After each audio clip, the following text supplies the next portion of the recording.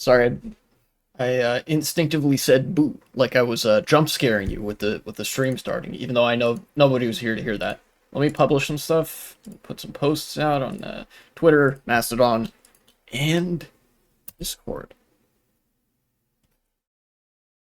All right, let's bring up the text document. Got a few things ready to go, and I'm actually waiting for a particular chatter of mine to show up so they can help me out with identifying one of the news items that they suggested to me, because I actually was not able to find it on my own, at least. That's not to say it's not happening or whatever, but they would probably, since they suggested it, they'd probably know better where to find it. Yes, indeed. We go again. Last time I got really frustrated during live stream.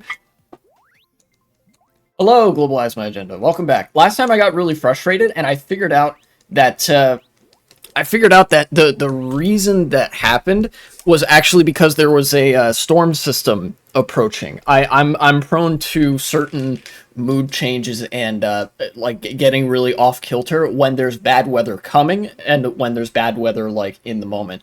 But then when good weather is coming and there's good weather in the moment, my mood significantly improves. It's part of seasonal depression. But since you ask, what is the news? Well, let's start with a bang. Let's start talking about the pro-Palestine protests. I talked a little bit about this last stream, and I think I am going to make a segment out of that. But there's actually more this time. There's more news to go over this time related to Palestine and the pro-Palestine protests specifically. Namely, they are no longer just student protests. Now, the majority of them still are, but there are beginning to be some pro-Palestine demonstrations that are not a part of a college campus. In fact, I can go to Al Jazeera here, because this is the only outlet I would probably trust to not give extremely slanted coverage. Why are we using all the expensive equipment to predict weather when we could just tie a depressed dude to a building and tell the weather? That's true. Or an old person. You know that meme about, like, old people's joints hurting before a rainstorm blows through? That's a real thing. Changes in pressure can cause your body to act up in very subtle ways. In fact, that happened to me. I get sleepy before and when it rains. Yeah. Yeah, pressure changes can do some wacky things to your body's chemistry, such as make you sleepy.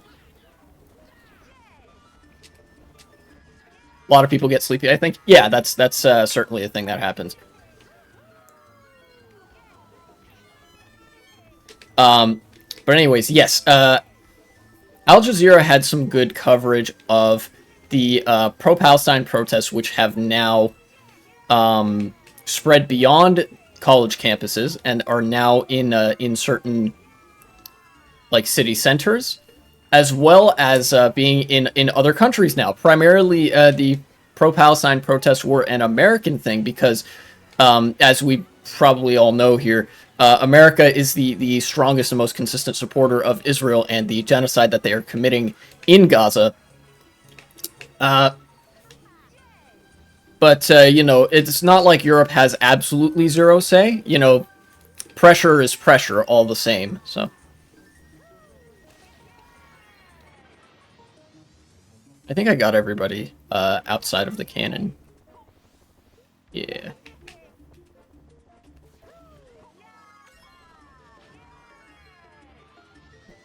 Let's go back to Al Jazeera. Cool.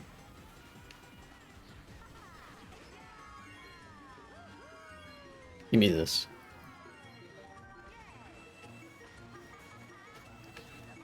Oh my god. Very spooked by this. Oop.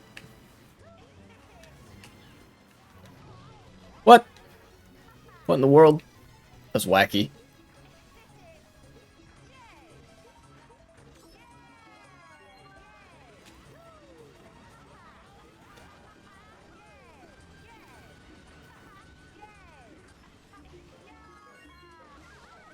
I see. Thank you.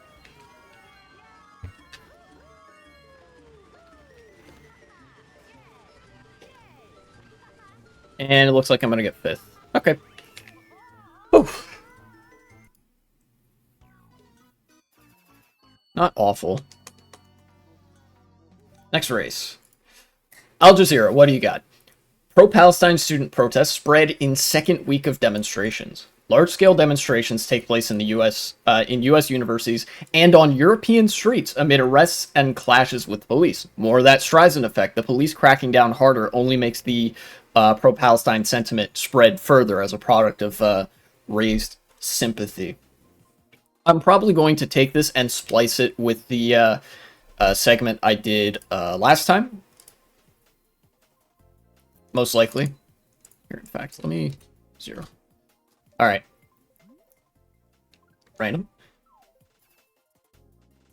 In the second week of protests calling for a ceasefire in Israel's war on Gaza, which has killed more than 34,000 Palestinians, thousands of students are calling on dozens of universities to divest from Israel. This is an example of those very clear and consistent demands that are going to get the protesters a lot of ground, is that it's very simple, it's actionable in terms of policy, and it's relevant. A lot of universities in the United States, in fact, most universities in the United States, act like businesses. They have investments, they have financial portfolios and things like that because they're private institutions owned privately, run privately, and most of them on a semi-for-profit basis. In the sense that, like, even if they're not a quote-unquote for-profit entity, they are a privately owned enterprise that needs to make money to keep itself afloat. And part of that is certain investments with Israeli companies, and investments in the government of Israel, things like that, agreements with Israeli universities, all sorts of financial investments like that, and the demand being made by the protesters is for these institutions to divest from all of those relationships with the state of Israel, because Israel is an apartheid state, is committing a genocide, and in fact this is very similar to the demands made by anti-apartheid protesters in the 1980s with regards to apartheid South Africa. You know, there's historical precedent for the kind of demands being set here. Not necessarily in terms of, I think that you have to have that to justify it, but just in terms of it actually makes agenda setting a lot easier when there's somebody used the same tactics to agenda set for you, if that makes sense. So basically what I'm saying is that with the continued spread and existence of these protests, we're seeing this become more and more similar to the situation in the 20th century, late 20th century, regarding apartheid South Africa.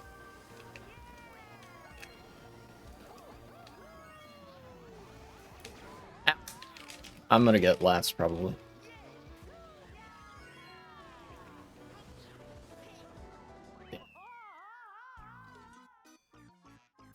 Not racing great, but I'm also not racing terrible.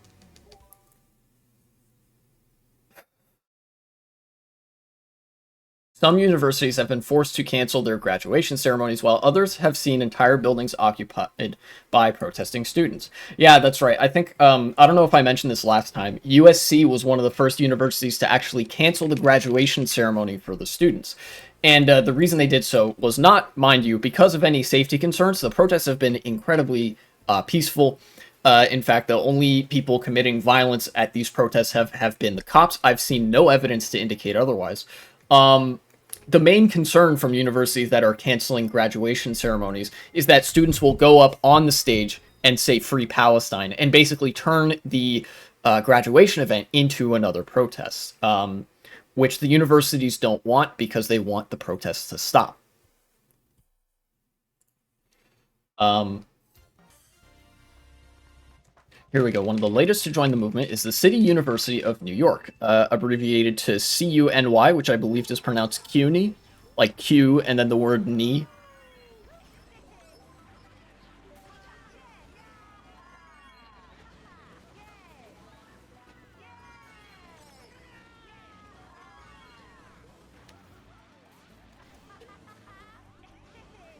That's fine. You can take first.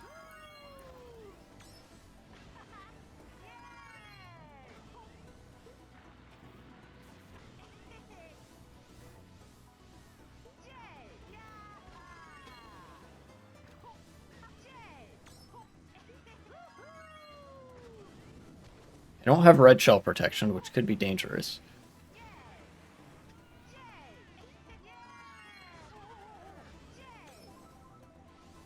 Okay, now I have red shell protection in the form of a red shell, which is good.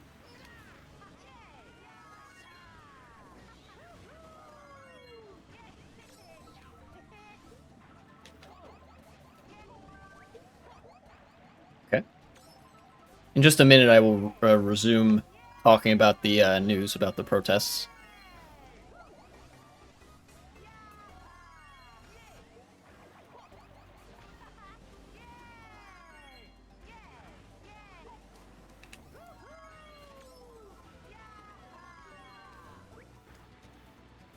Holding this green shell for dear life.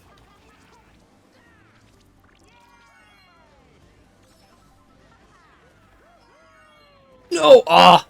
Lame.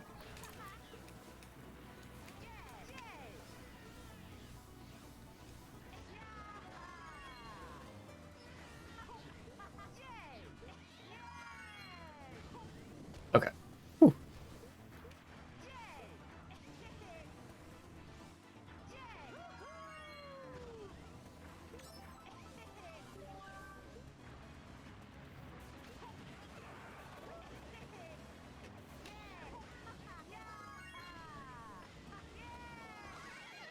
Ooh. Okay. No.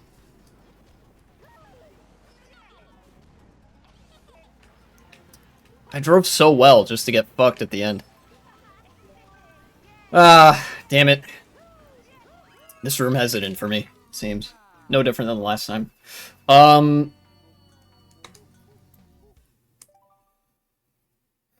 Let's see. City University of New York. That's right. Hundreds of students have set up an encampment on campus with banners and slogans like "No more investment in apartheid." Gabi Alsi, a student organizer at the protests, told Al Jazeera the mobilization of young pro-Palestinian people in the U.S. is, quote, beautiful to see. And I agree. I love to see that, actually. Especially because you know, it seems like the movement is primed to succeed in certain policy demands. Yeah, across the U.S., university leaders have tried and largely failed to quell the demonstrations. The police have intervened violently, with videos emerging from different states showing hundreds of students and even faculty members being forcefully arrested. I might show a couple examples of that, but it's very widespread, and it tends to look pretty samey. Police, hit somebody, tackle them, wrestle them to the ground, hold them down, and I don't know, flex cuff them, zip tie, whatever. Pretty standard police brutality stuff. Amazingly, I don't think anybody's died yet. And that's probably because of the publicity that these protests are getting. It's part of the Streisand effect.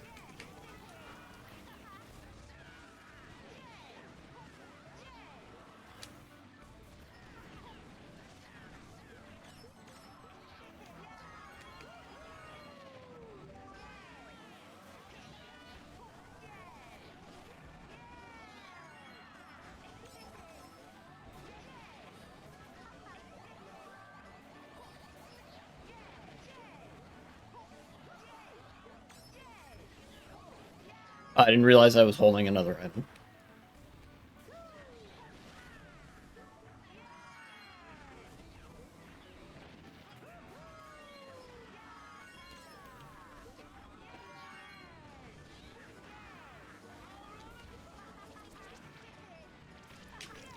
Okay, whew. Room is a tough crowd.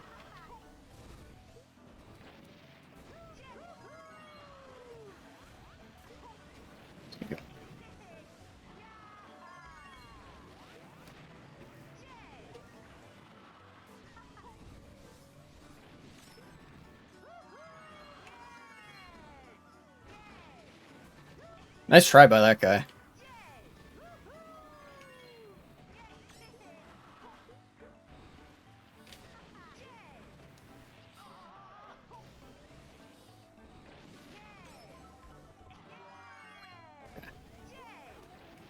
I shouldn't have used that mushroom. God dang it. I was thinking I need red shell protection, but this whole course functions pretty well as red shell protection. Dang it. Somebody's gonna do that. Yeah. Whoa, what? That's kind of wacky. And now I'm all the way back here.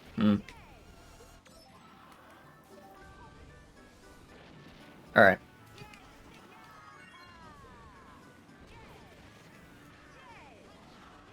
Do something right here. It's all well and good. No.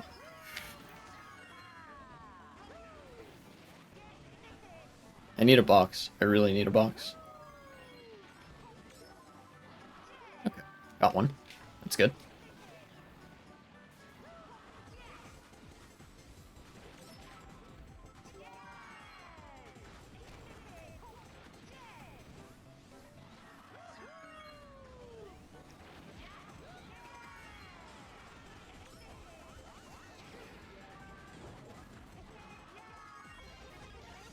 Okay, cool.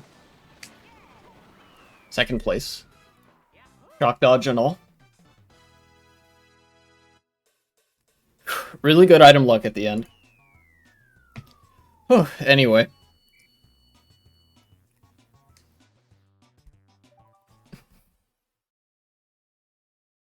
Early on Saturday, police in riot gear cleared an encampment on the campus of Northeastern University in Boston. Several dozen students shouted and booed at them from a distance, but the scene was otherwise not confrontational.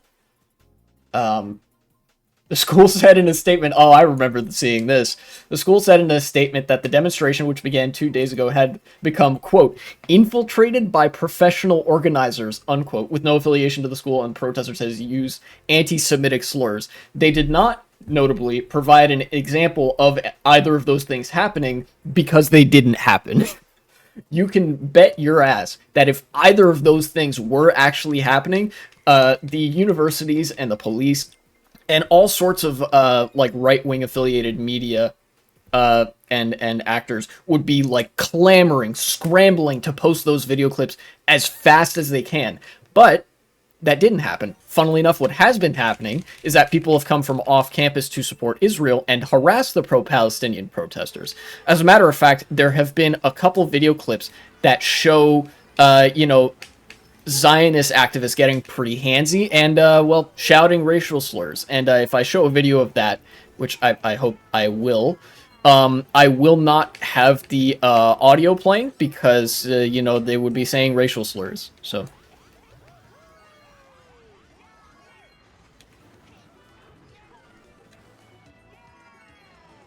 So, a pretty blatant projection from the part of the university. And it's also, like, pretty disingenuous. They know that this isn't, like, actually what's happening. They just don't like what the student protesters have to say.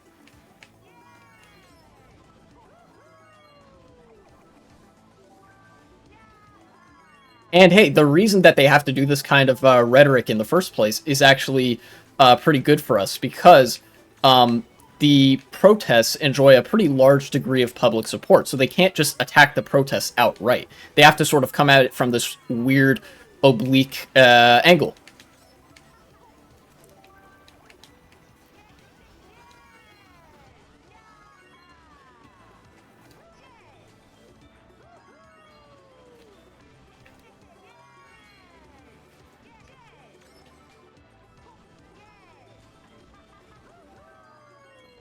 Okay, so far so good.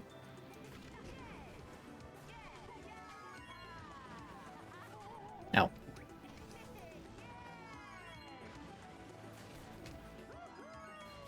No, I didn't get a box. Unfortunate.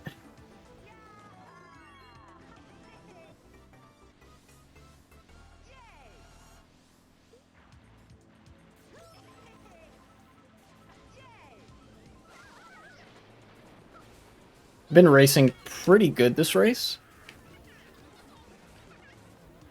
I didn't get the trick there. I'm gonna let these guys pass me so I can get an item. Okay, that works. Jeez. Not racing so hot anymore, huh?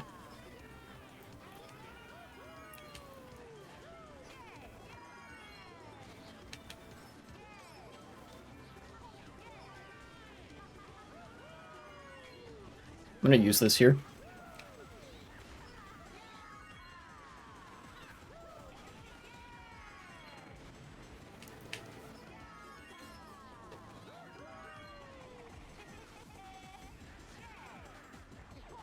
Damn it. Even driving well couldn't save me that race. Alright. Demonstrators reject the accusations of anti-Semitism, with many Jewish activists and some Orthodox Jews joining the ranks. That's pretty interesting. I didn't know Orthodox Jews were there. I knew that Jewish Voices for Peace was one of the biggest groups leading the protests here. And we have a quote from somebody. As a child of Holocaust survivors, it disturbs me to see, to my core, to see my own people perpetrating something that we've been through.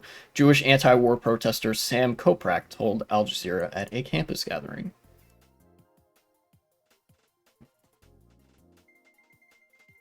Yeah. Here we go. The protests, which have sprouted all around the globe in the near 7-month period since the start of the war in Gaza, continue to spread this week outside the US as well. In Berlin, activists set up a camp in front of Parliament to demand the German government stop exporting arms to Israel.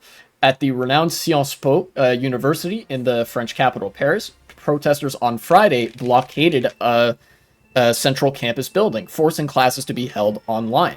The latest pro-Palestine rally in Sweden on Saturday saw people marching in the streets chanting Free Palestine and Boycott Israel, which is part of the boycott, divest, sanctions kind of demand. This is not the same kind of boycott as people on Twitter will often engage in, where they say that individually you should boycott X, Y, or Z company, because that doesn't really work. You know, companies nowadays are actually too big to be boycotted in that sort of way. But rather, you can boycott and divest and sanction certain countries or entities institutionally if you pressure the government to do so.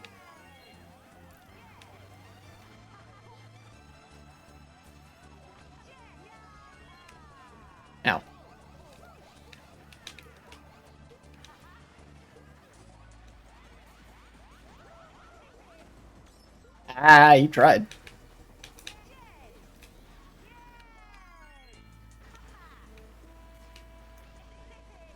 So that's cool to see. People are gathering here on Parliament Square, just outside the Houses of Parliament, for the latest series in a very major protests in the heart of London as well. This quote from somebody.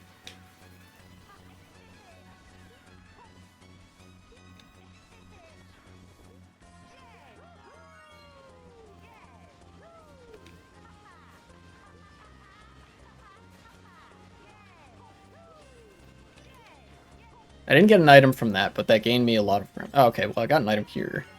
That's good. The best item in the game. Oh, no. Okay. I have to go a long way around. This track looks like a new favorite of the sweaty players.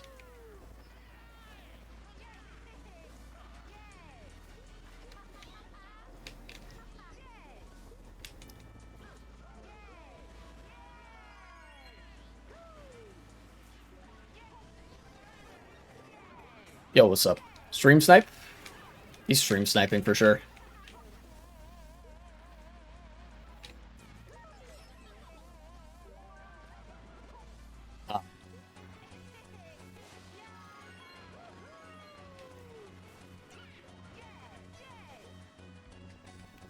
I didn't get either of those mushrooms.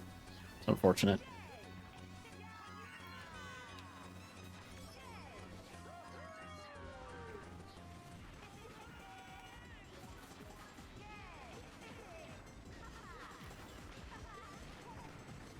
Okay.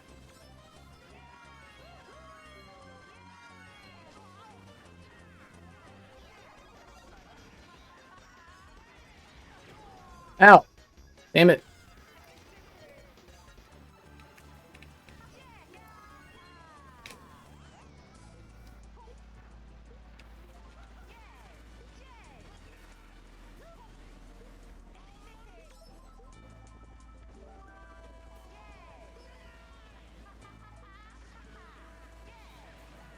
No! Damn it.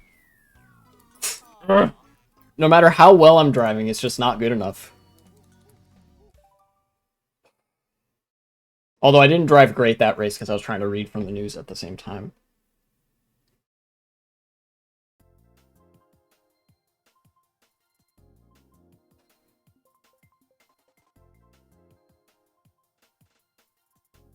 Let's see. Let's read the closing paragraph and then this will be it.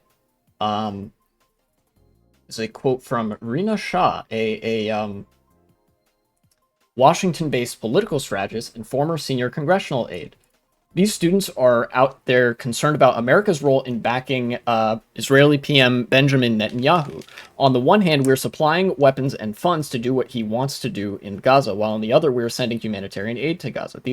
This is the hypocrisy that these students are concerned about. The hypocrisy isn't actually what the students are concerned about. Irrespective of hypocrisy, what students are concerned about is that the United States is supporting a genocide, and we should stop doing that. Hypocrisy need not necessarily apply there. It could be ethically consistent and people would still be up in arms like this. But people in Washington are very used to speaking in terms of civility politics, which means speaking in terms of hypocrisy. So if that's the support that they're prepared to give, then that's the support I'm prepared to take. Yeah. So based pro-Palestine protesters at it again, protesting in various different countries. And it seems that the movement is escalating in scope yet again.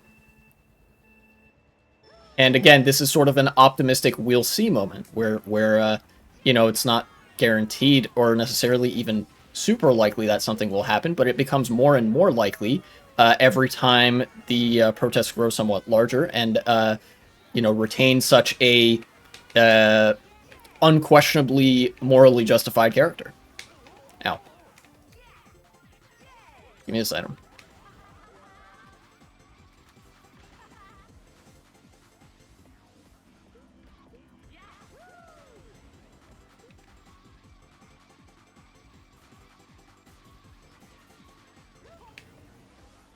That was probably a good use of the star.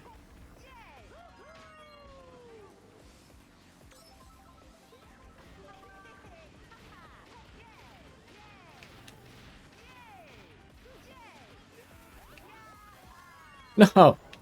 Oh my god, that's so bad.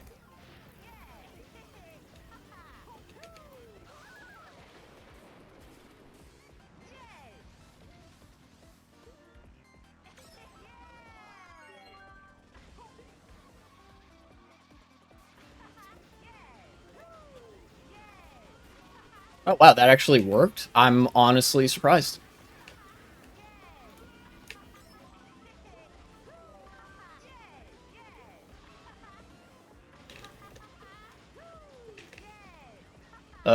Wacky track with wacky shortcuts.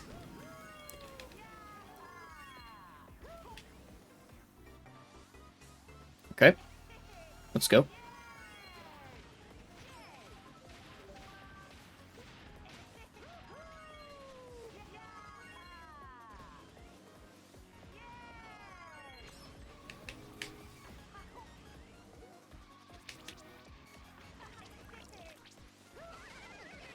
Oh no.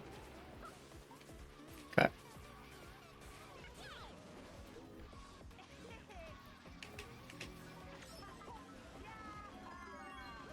Ah, bullet bill. Might save this for later. Who knows? Or maybe right here.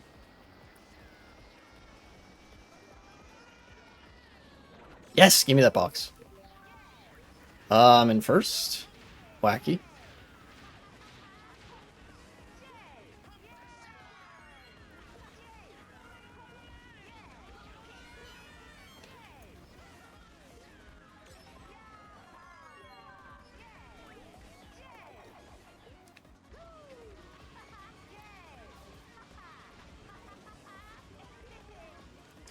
A lot of people are doing the shortcut, it seems.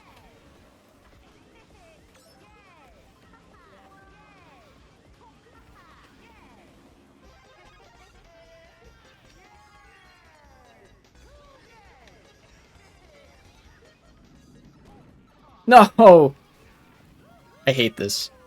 Okay. 5th. 6th. Bleh.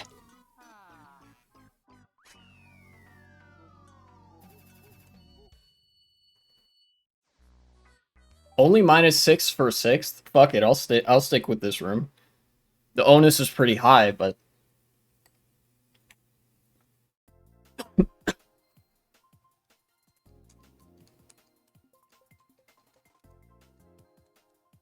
I mean, as we've established, these guys are all pretty big sweat lords, so. Meanwhile, I'm literally sweating because I have no AC in my room, and it's 88 degrees Fahrenheit, which would be about 20... What? 25? 6? Actually, no, it'd be more like 30 degrees Celsius outside. Kind of wild, honestly. Alright. Now on to other stuff.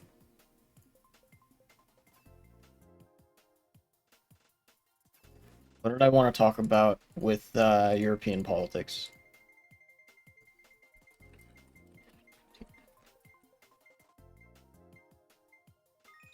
Grand Archives, okay. Spanish Prime Minister. Okay. Alright, I have a story here from Reuters that I briefly read before stream. So, Spain, a little while ago, had a series of elections. Elections to determine the makeup of the national legislature and who would be the prime minister. And they elected, I think, a large amount of, like, left-leaning parties. The left-leaning parties in Spain got a bunch of seats. One of them being the PSOE, what is this, like, Socialist Party something or other. And so now their guy by the name of Pedro Sanchez, is the... Fucking hell, dude. Is the Prime Minister of Spain. Which, of course, has not made his opposition very happy. The right wing is not super happy with the fact that he's the PM now. So they have taken to the classic move of smear tactics and stuff like that, trying to impugn his character in the hopes of, like, waning some support from him. And they did this by saying, oh my god, look how corrupt his wife is. He should totally resign over this. Not being aware in the slightest that, like, this is a stupid idea. Like, that kind of attack doesn't really work. It just kind of doesn't.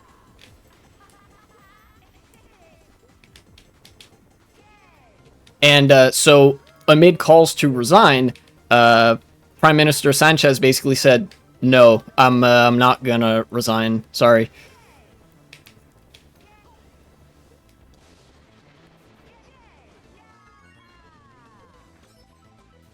So we're gonna get, I think, actually a renewed strength of the socialist bloc in Spain, which would be good. There's not much to the story other than that, from what I could tell. But I thought it was interesting because we've seen the kind of patterns that take place when left parties aren't really all that left. In this case, we don't really know because the PSOE hasn't had really a chance to do much yet. You know, the elections are still like pretty recent in like news cycle terms. Uh, and so we'll see how much the Socialist Party of Spain gets to accomplish on their policy platform. You know, coalition building with other left parties.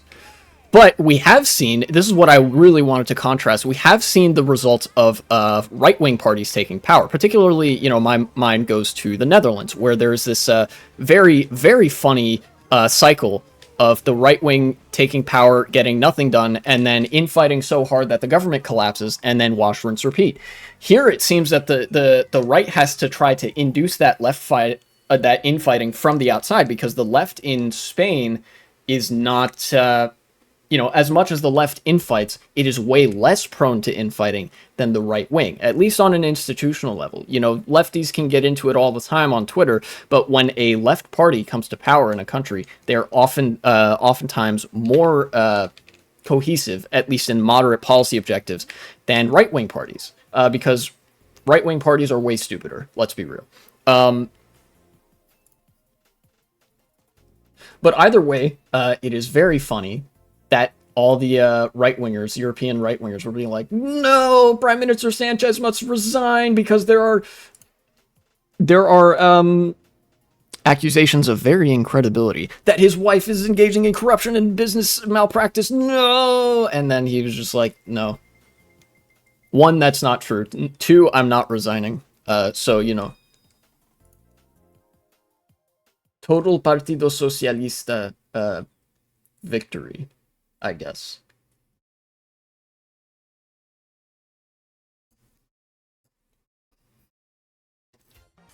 In fact, I would, at some point, I would like to take a look at the Socialist Party's platform just to punctuate this with, like, hey, this is why we should support these guys, or something like that, you know? Because without really knowing in detail what the platform is, this is just kind of bog standard electoralism, which I'm not usually super excited to engage in, because you know, a left party could range from neoliberal to like proper socialist, and there's a pretty significant difference there in how like aggressively they're willing to push for certain policies.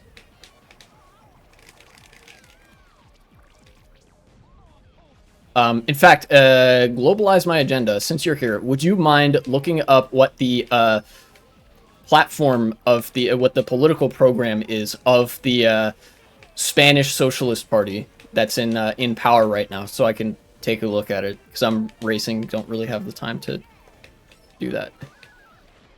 No.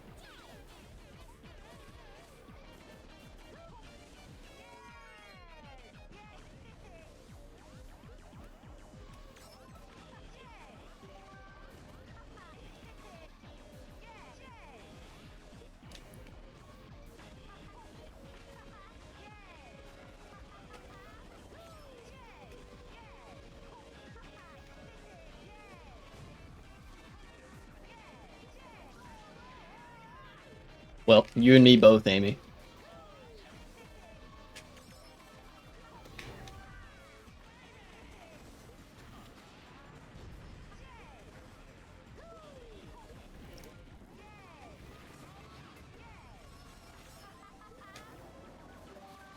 The best item in the game.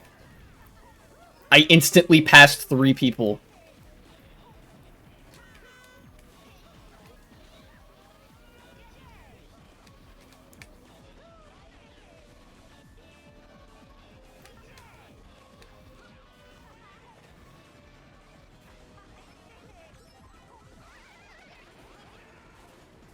Damn it.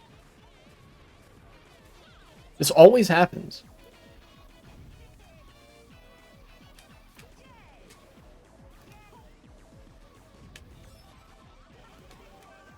The best item in the game. Not what I needed, but I'll take it. Sure. It somehow? Okay.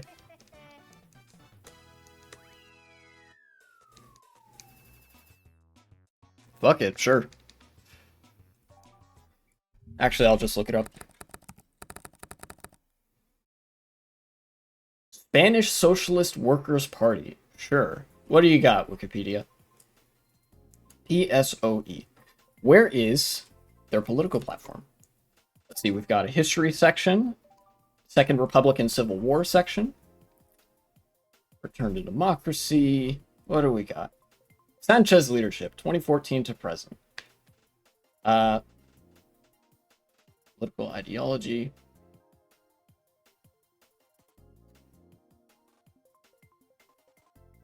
The PSOE defines itself as social democratic, left-wing, and progressive. It is grouped with other self-styled socialists, social democrats, and labor parties in the Party of European Socialists and supports pro-Europeanism. During its shift to the left in 2017, party leader Pedro Sanchez stood for a refoundation of social democracy in order to transition to a post-capitalist society and end neoliberal capitalism, as well as for the indissoluble link between social democracy and Europe. Well, as far as a quick tagline, that's pretty good. Still don't know where I could find like the specific list of policies there, but what I can infer is mostly good from what they have shown on their from their performance.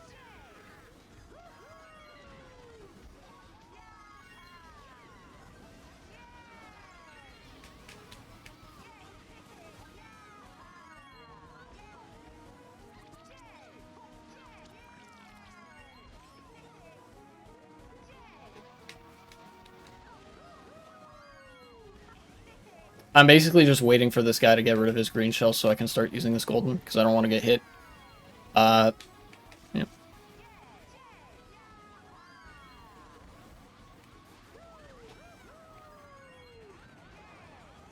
Okay. That works.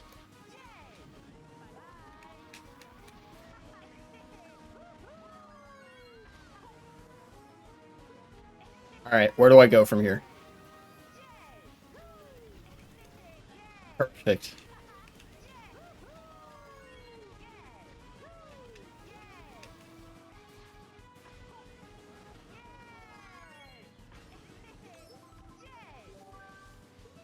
Nice. No, son of a bitch.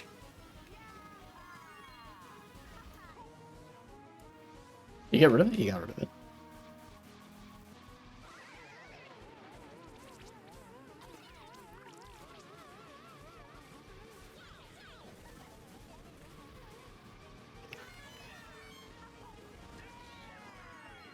I got really higher.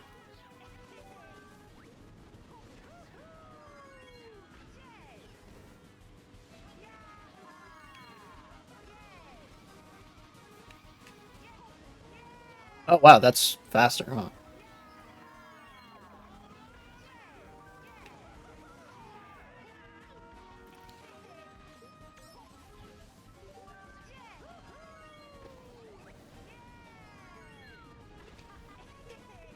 Not quite. Eh.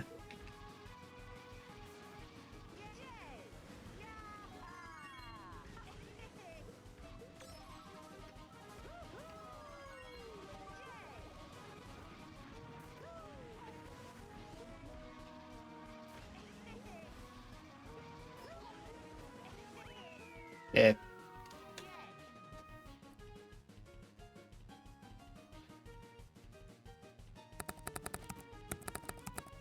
Let's see more specifically. What is the political platform of the PSOE? Progressive Spain, maybe? That might be a good link to check out.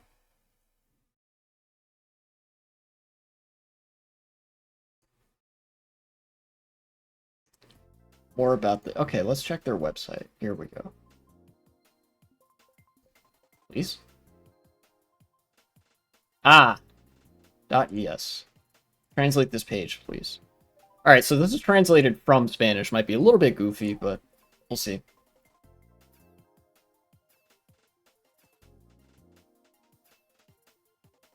News, the socialist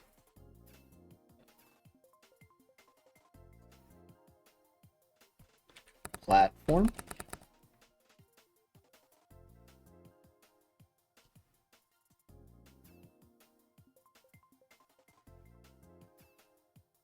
Never mind.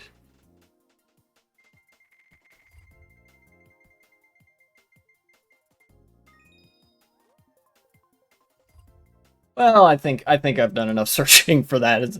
If I didn't find it in like that amount of searching, I doubt if I'm going to be able to find it. Suffice it to say, total PSOE victory. Partido Popular sells seething. Meanwhile, Sanchez standing there mogging all of them with his Chad jawline. Spain will be utopian socialist republic, USSR2, this time in Spain. Let's go. And this time actually socialist instead of Soviet bullshit from 20th century.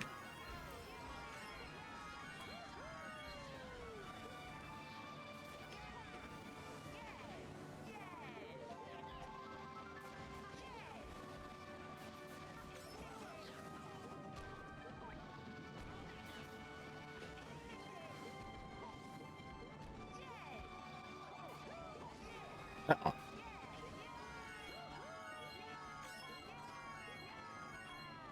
5 for 5, eh?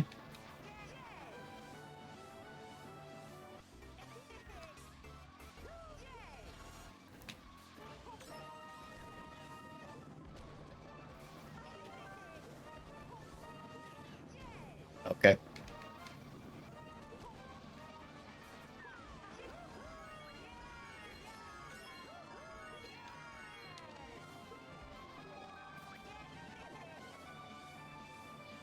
Ah, close. I raced that damn near perfectly and got third. Which means I basically have to race perfectly to get first or second. It helps that that's a very short track, I think. Alright, next match. I don't know if that'll be a segment about Spain and the Prime Minister there. I just thought it was pretty goofy. 30 minutes. Okay. So 1v3 will be here eventually. Maybe I can rehash some of this stuff when they get here, because they might have some thoughts on it as well. Until then, I guess I'll just wait, and I'll hang out. I'll talk about the thing that I wanted to talk about. Yes, the one, like, specifically American thing that I wanted to mention has to do with Donald Trump and the Supreme Court. Currently, what's happening... we all know that the Supreme Court are bastards, of course. You know, it's a well-known fact. Currently, they are hearing a case involving Donald Trump and his actions on, well, not necessarily directly his actions on January 6th, but pertaining to that. Like, it's related. Trump's lawyers have taken the argument that Donald Trump, since he was the president of the United States, would literally be above the law, right? Which is preposterous on its face, right? Like, pretty dumb. As much as government officials get away with, the law still exists for them. It's still like a framework that they have to sort through, right? Otherwise, if there was no law, Joe Brandon could simply turn off the media for 48 hours, replace every Supreme Court justice, and add 60 more. Nice. And then replace every Republican in Congress, new elections, Democratic sweep for 1 billion years, and things like that, you know? And also replace Netanyahu instantly. Because I know, even though Biden is a Zionist, he really does not like Netanyahu. Nobody does. So that's the argument right now. And the Supreme Court is not hearing this case because of any sort of political merits. Rather, this is an ideologically motivated court case, as are all court cases heard by the Supreme Court. And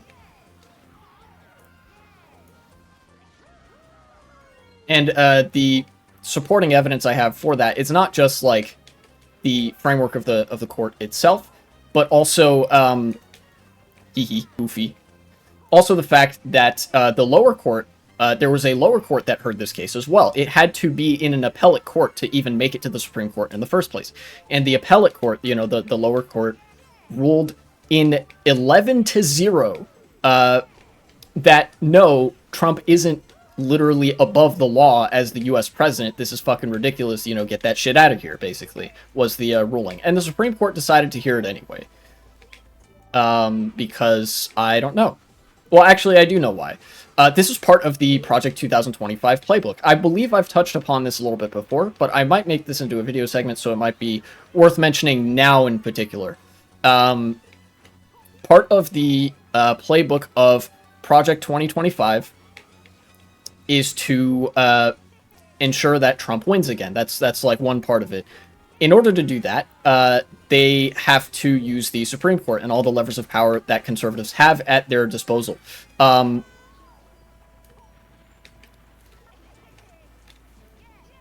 So the options they have here is they've already fulfilled one objective, which is to get this case in front of a conservative-controlled Supreme Court, right?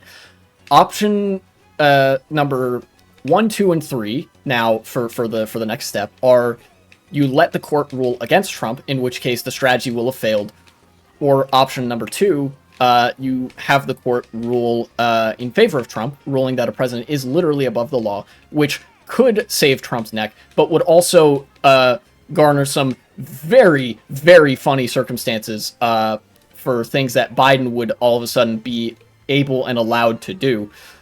Or number 3, you could stall for time, which is what the Supreme Court is doing here. They are hoping in hearing this case and dragging it out for as long as they have, delaying actually picking it up, delaying the start date, and now like doing this whole dog and pony show where they pretend that it's an actual legally feasible idea that the president of a country be completely above the law.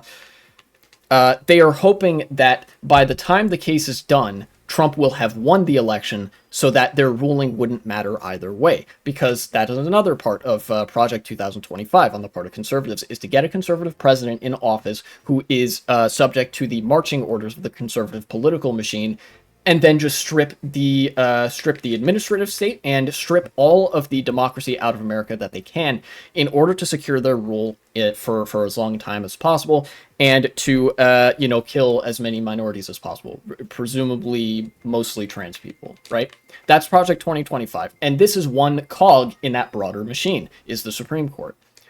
And conservatives have enough control over the Supreme Court that they can make this strategy work. At least to a certain extent.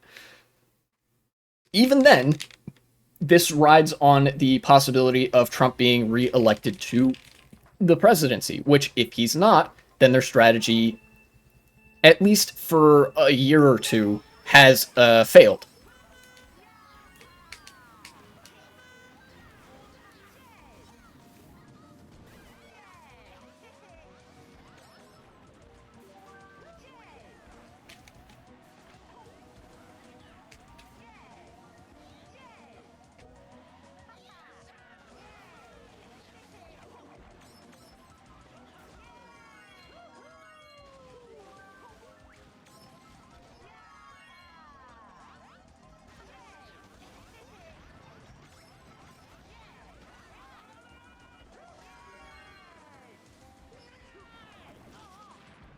I'm using the best item.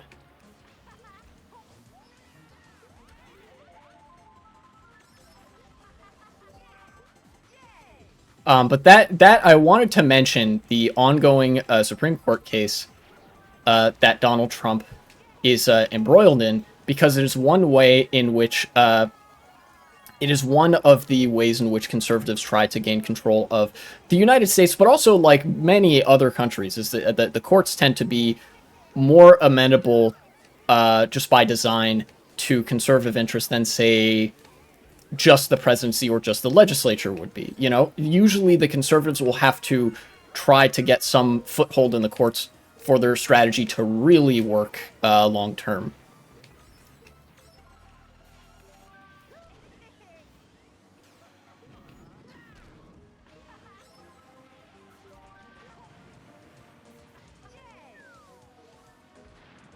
I missed. Oh, wow, I'm in second now? Kind of crazy.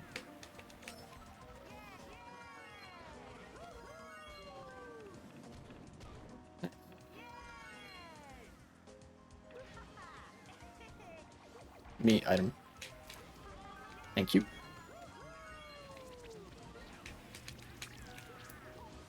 Ah. Well, third place, not bad.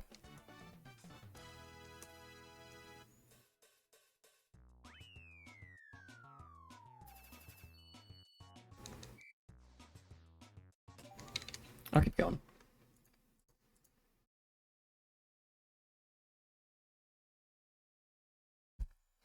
So, just to recap the Supreme Court case and what all is happening. The Supreme Court is stalling for time. They would not rule against Trump because it's a conservative Supreme Court. They're not going to rule in favor of Trump, not outright, anyways, because that would actually spark public outcry so massive that I believe it would actually it would hinder the ability of conservatives to pursue Project 2025 in other areas. People would be primed to distrust institutions more than they already have from a left wing perspective. So they won't do that, but they will stall for time because that's the most like unspectacular option, and it fits with the sort of slow decay that they've been preying on thus far. Conservatives, I mean.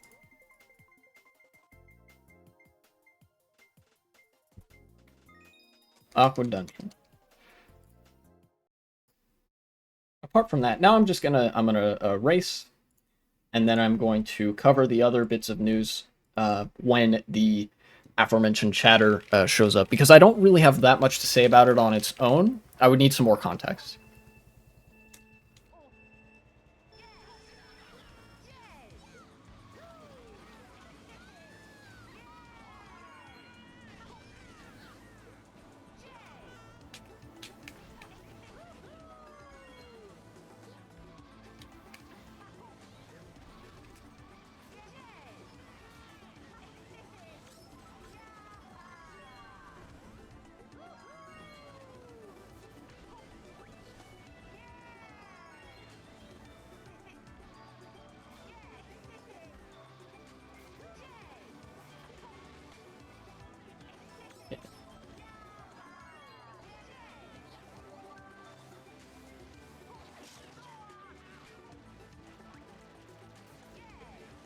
Should have thrown that green shell back sooner when I realized what was going on there.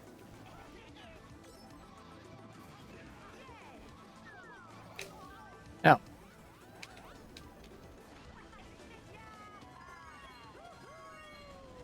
Yo, what's up, 1v3? I was just waiting for you so I could get some extra context on some of these news items, because I couldn't piece together too much just from seeing them on their own. Specifically the NATO bit and the Germany bit.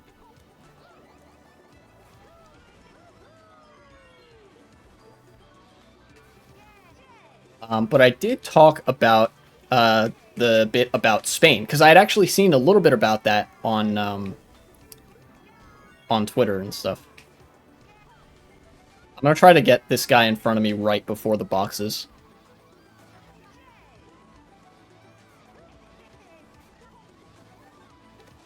There we go. You're welcome, bro.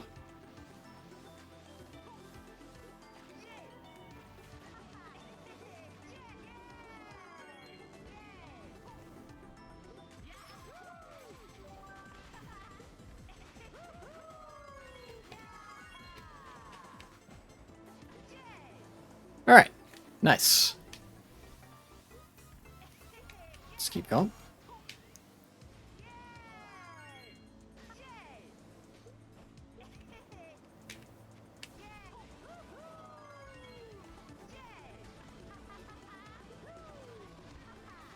Oh, there's a thing there. Okay, I understand.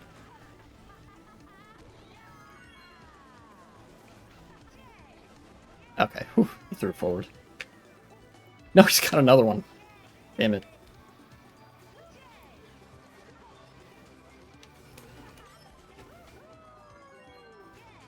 One mushroom. That's not bad, honestly.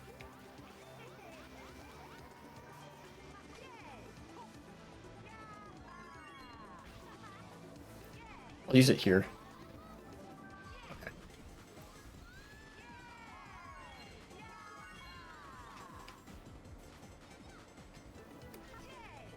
Okay, third. Not bad.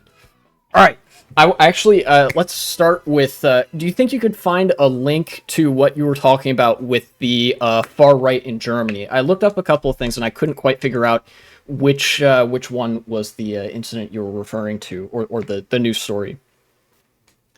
And in the meantime, I can start talking about the NATO thing with Mark Root.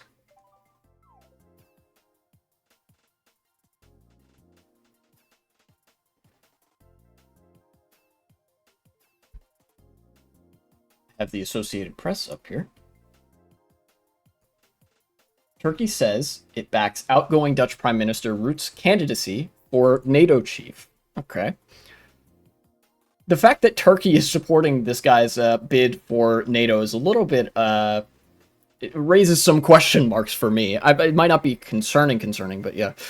You know, Rutte is trying to get a big role as a NATO chief. To get that, all NATO countries need to give their approval, so he still needs the approval of Hungary, Romania, and Slovakia. I'll check. Okay, thank you. Yeah, okay, so Turkey has told its NATO allies that Ankara will back the Netherlands' outgoing Prime Minister Mark Rutte's candidacy for the Military Alliance's Secretary General position, according to a senior Turkish official. So that's like one country down, and then like a few more to go in terms of like endorsements for the position.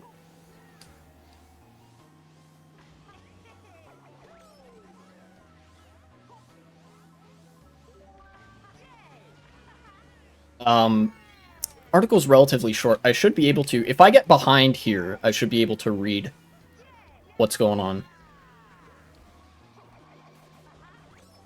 Got somebody. Oh, wow. That was a big shortcut.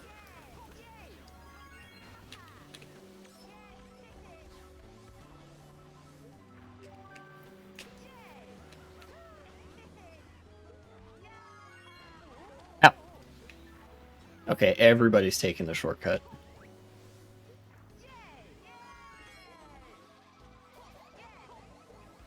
I should have waited to throw that.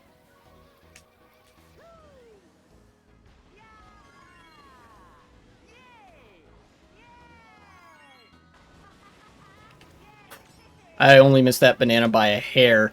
I think it was actually all because of the golden mushroom.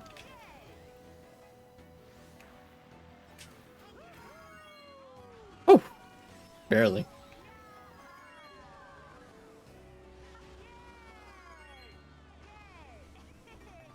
All right. Chain this here.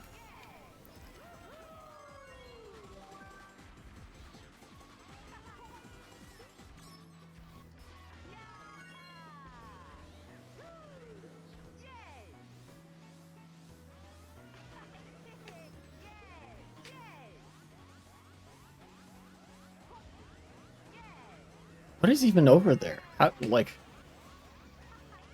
Oh, wait, I know what's up. I think I know what's up. You go this way. Yeah, okay, okay. Wow, this is a huge shortcut.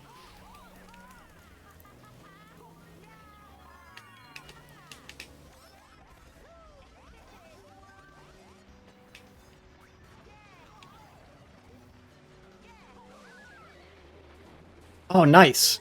That shock actually came at a perfect time for me because now nobody can take the shortcut. Great. No, I didn't get an item.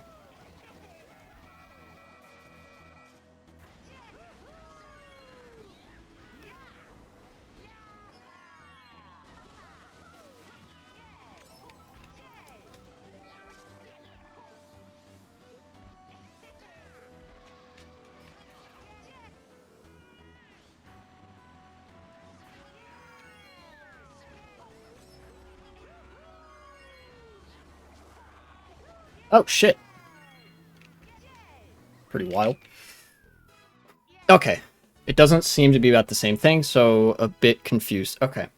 All right, let's continue with this story about NATO. So Turkey is now backing Mark Rutte for the position. The official said Turkey notified NATO allies diplomats in Brussels on Monday. The decision comes 3 days after Rutte traveled to Turkey to seek support from President Erdogan for his bid. The official spoke on condition of anonymity in line with Turkish government protocol. Yeah, okay, makes sense. Incumbent NATO chief Jens Stoltenberg, former Norwegian PM who has been NATO's top civilian official since 2014, is nearing the end of his term. His mandate has been extended several times as the alliance sought to keep a steady hand at the helm after Russia's full-scale invasion of Ukraine in February 22. I think I misinterpreted what he meant. That's okay. NATO members Turkey and Hungary had earlier expressed reservations about Rutte's candidacy. Okay, this actually makes me a little bit more supportive of Rutte as a potential NATO chief, because if Turkey and Hungary were skeptical of him, that probably means that he wants to not cede political capital to Russia, which is generally preferable to not do that. Erdogan made no commitments during a joint news conference, which makes sense.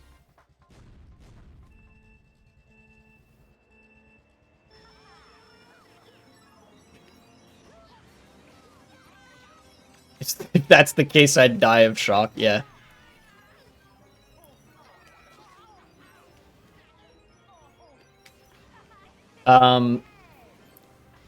Let's see, NATO officials and envoys want the nomination of Stoltenberg's successor wrapped up by the end of April.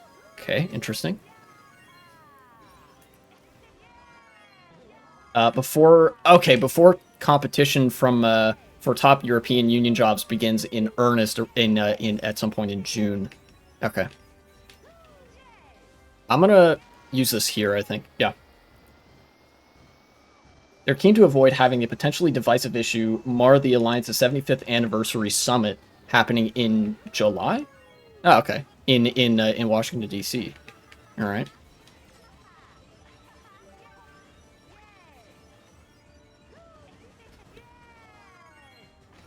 No.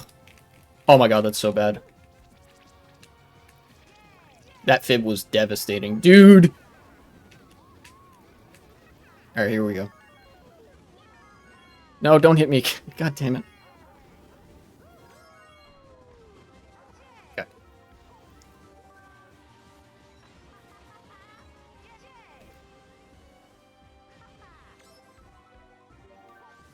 Golden mushroom. I know what I want to do with this because I'm content pilled. I don't know if it's actually going to work, but it would be sick.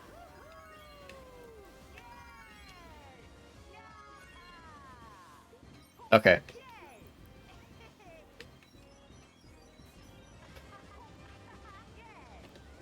It worked! Let's go! I'm sick. Ow. I don't care that I'm still in last. It worked, and that's what matters, which means I'm good at the game.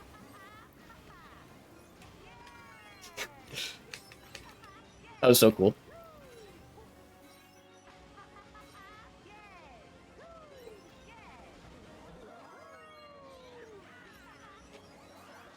Oh, shit. I got hit with a red shell.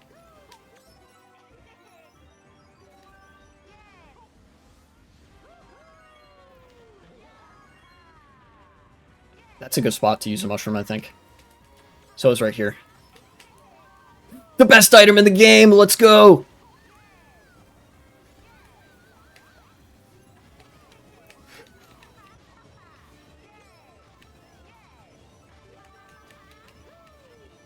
No item over there this time. Well, it's a red shell, but I think that was mine from last time.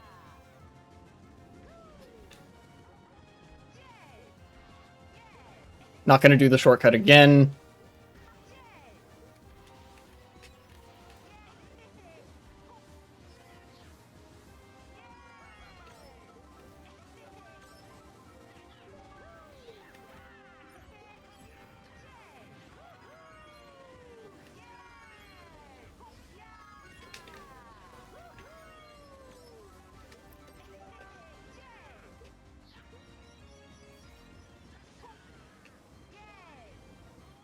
Oh, almost! I said I wouldn't, but I did, because I'm content pilled. Alright. Okay. NATO secretaries general are responsible for chairing meetings and guiding sometimes stealth consultations among other member countries. Yeah, okay. So basically it's like the president of NATO. Cool. Cool, indeed. Okay. What do I think of this? I think it's good that Mark Rutte is going to be the next NATO chief, even though he's like a moderate conservative and whatever, and I disagree on a lot of stuff politically. What people, like conservatives who are not fascists, which I have to make that distinction because most conservatives are, people like Mark Rutte, who would be center-right liberals, if anything, generally share the value that democracy is good, even if they think that the ideal form of democracy is liberal democracy, and I think worker democracy, whatever. Democracy is good. And they usually want to protect that on the world stage. And that means guarding geopolitically against the influences of Russia and China, which on one level are not actually all that concerning because Europe and America represent so much more of a powerful economic and political bloc than either of those countries, or even both of them put together. But in the face of Russia specifically, when they've been shown very willing to engage in military action against neighbors at the border, it's good to keep your guard up and keep the fists up if need be, so that Russia doesn't get any super funny ideas.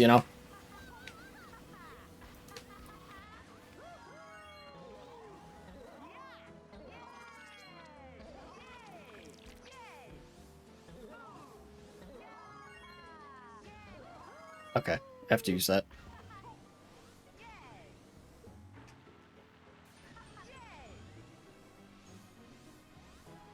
Wow, we went all the way over there.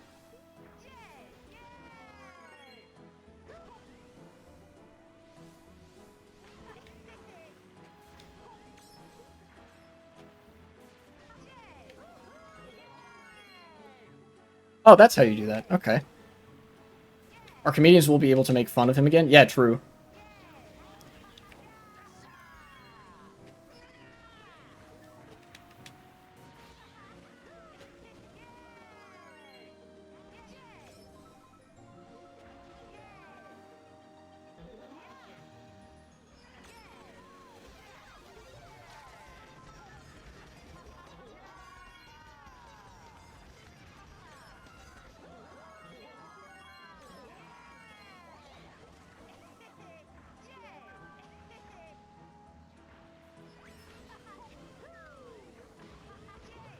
Got him.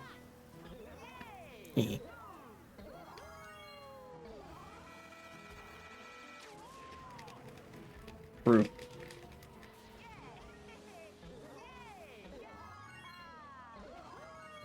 Oh, that was good. Barely made it, but I made it all the same, which is good.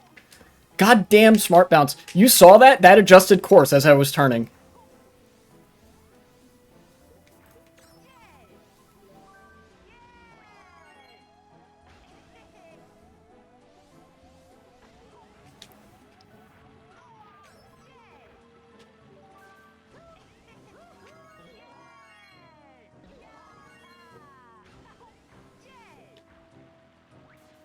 Okay, that's good. Oh, big item box there.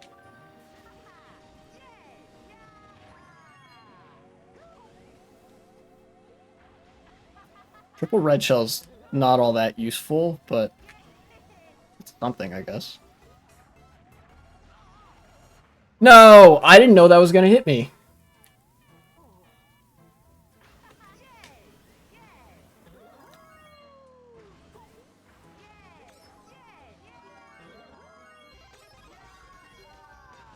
The best item in the game.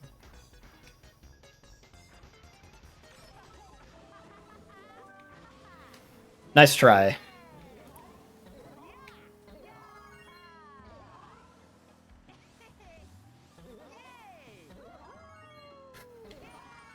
Oh, I can't believe I made that work. I realized at the last second I had to angle the nose down instead of up. That was wild. Just get rid of that.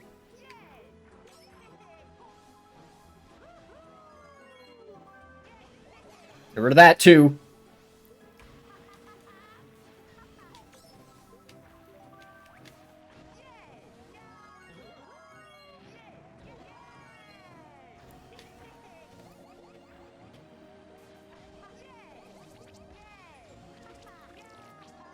No! Lame. Lame! Okay, whatever. I didn't race great that race, but it's Mushroom Peaks, so you usually, like... After lap 1, the race is basically decided, so... Alright. Let's now look at this article that you have provided. nos.nl. I need to translate the page.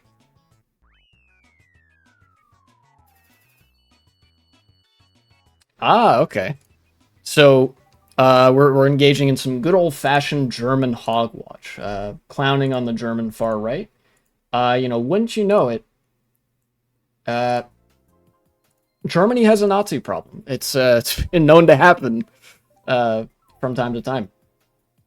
Tonight on TV, alleged German coup planners in court protest against, quote, Russian law, unquote, in Georgia. Okay, so this might be like a double feature. I'm just gonna read this short bit about the Germans. Trial against the Reichsbürger starts. Oh yeah, that's right. The Reichsbürgers were the guys who were pro-monarchy, who wanted to bring back the Kaiser, and they were far right and staged a coup and were unsuccessful. It was kind of like a wimpier January 6th, albeit with slightly more institutional support. So, the trial begins in Germany against 9 members of the group that calls itself Reichsbürger. According to Justice, which I assume means, like, according to, like, the prosecutor or, like, the indictments or whatever, they planned to storm the German Capitol building, the German parliament, armed. Excuse me. The police got wind of the plan and arrested 27 people during a major national action at the end of 2022. So, I guess I was mistaken about weaker, wimpier January 6th. It didn't even have a chance to happen and become a January 6th. Sorry, I didn't want to hit that guy. I didn't want to hit them either. I just wasn't really looking that close. Ow.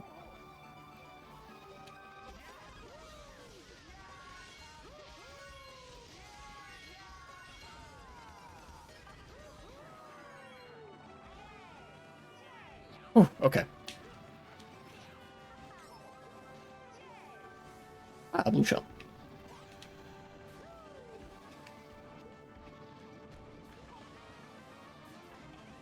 So, the Reichsbürger movement is a far-right group that does not recognize the modern German state, and wants to return to the German Empire. Yeah, there we go. That's I mentioned that earlier, that they are monarchists. The series of lawsuits is likely to last until next year. Yeah, criminal trials and stuff can take quite a while. Whoa, what? Oh, right, ceiling.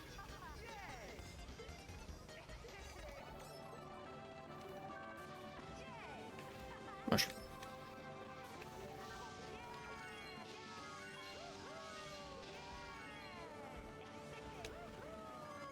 Whoa, I got super high air off of that.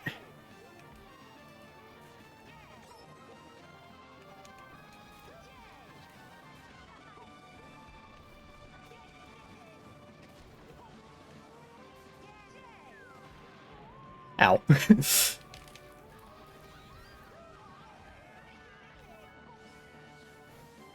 We look ahead with terrorism expert Jill van Buren. Okay. Relatively short news piece, but worth noting. At least I think. I don't think. I think the it is very likely, to me at least, it seems pretty likely that these particular members of the far right will be convicted for a plot against a democratically elected government. and plot to overthrow a democratic like parliament and things like that, right? That doesn't tend to fly very well in a country that has pretty well established norms of democratic governance and stuff like that.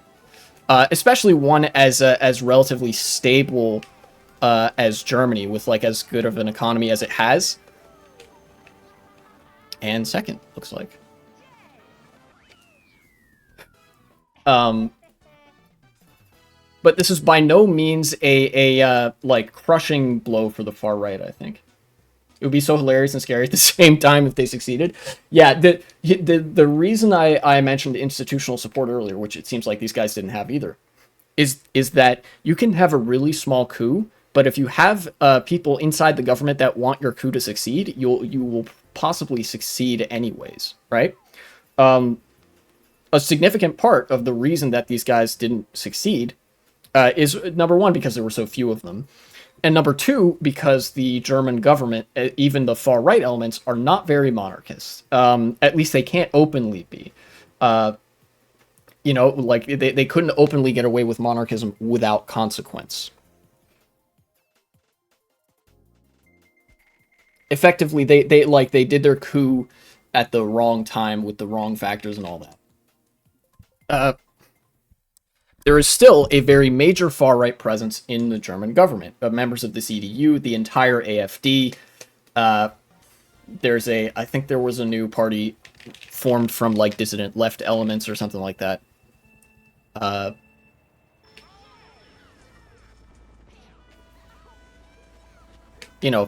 Generally the situation doesn't look great for Germany.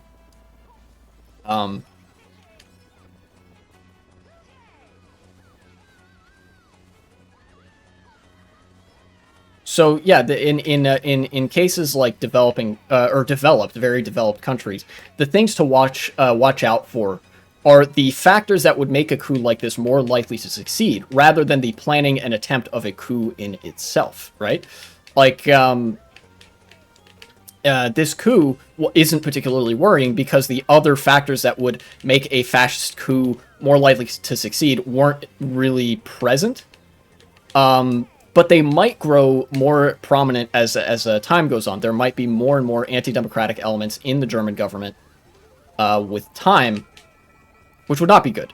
And that would make the possibility of a coup like this more worrying.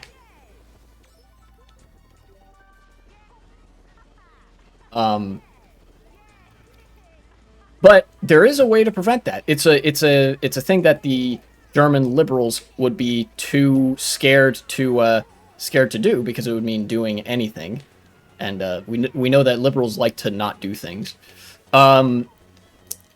If you ban the AfD, if you start systemically cracking down on fascist sentiment in government and anti-democratic parties and elements that want to return Germany literally to the Reich, then you don't defeat the far right, because politics is like a never-ending struggle, but you do buy time. And time is a very valuable resource, because if the far right is behind enough that they're not an active threat at the moment, then that gives progressives and the left room to breathe, room to make progressive changes. Oftentimes they can be very small changes, but I think I've outlined this before. Those changes, the small changes, they tend to stick. And those are the kinds of changes that the far right would really want to revert, but they wouldn't be able to. When you get progressing norms in a society, when economic and social policymaking becomes steadily more and more progressive, and that starts to like sink in as normal for most people, then the far right is going to have a really hard time gaining power, because they have to actually move left with the existing social norms in order to have that foothold, right? So basically, the process is this. If your country is in danger by the far right, there needs to be a concerted effort to, first off, in the electoral space, beat the far right back just a little bit. That buys time. That way, you start doing activism at the local and regional level. You get progressive policies passed, get certain progressive norms very normalized, And that makes it way harder for the far right to succeed in the future. So every gain that they would make has to be slightly less and less extreme, you know?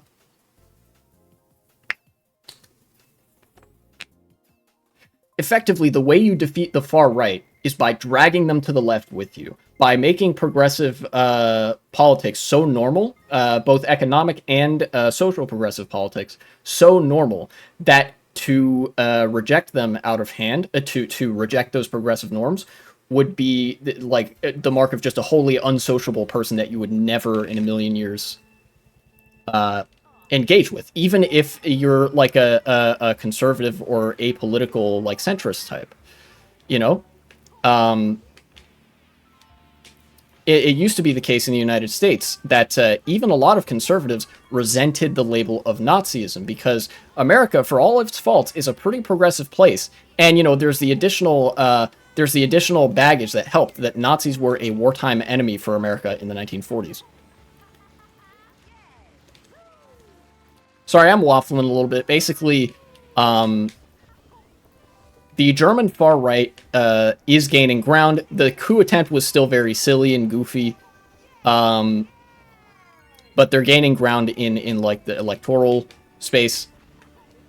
And to stop that, you have to vote for their opponents so that they don't gain like a majority or whatever. And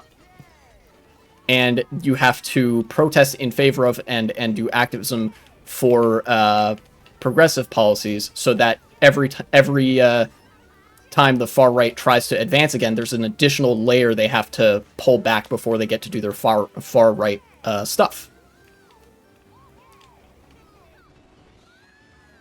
And that's actually the approach I'm trying to take in my own life. This is something that you can kind of use as a playbook, even on an individual level. You know, you guys know that I have no love for the Democratic Party federally, but if we can use them to buy enough time to get like progressive policies passed at the state and local level, where the Democratic Party is much more malleable to progressives and stuff, then that actually enables a greater degree of left control of the Democratic Party, and it inhibits the ability of the far right to do the kinds of gains that it would really like to do to strip democracy away. I know I've said the same thing like many times already, but I really want it to sink in. I really, really want it to sink in.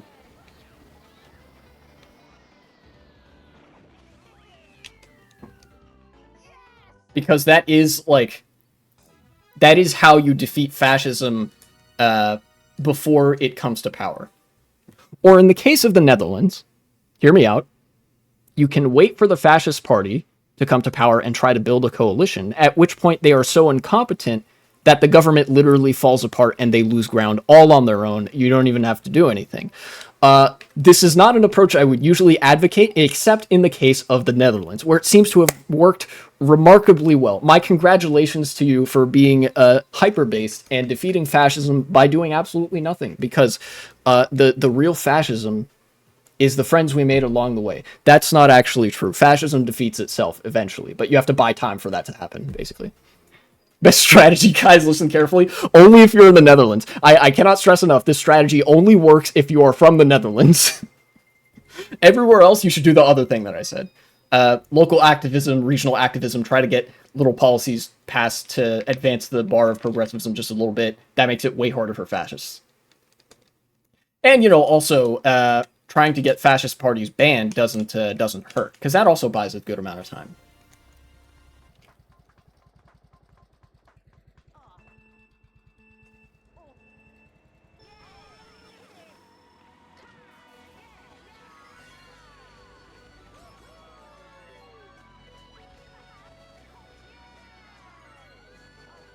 Oh no.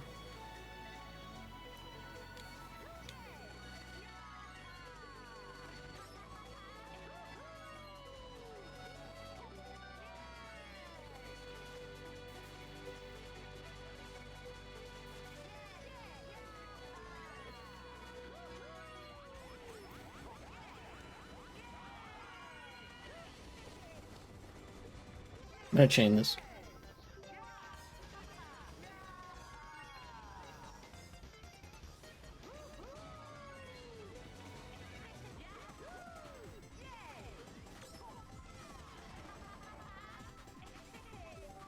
Best item.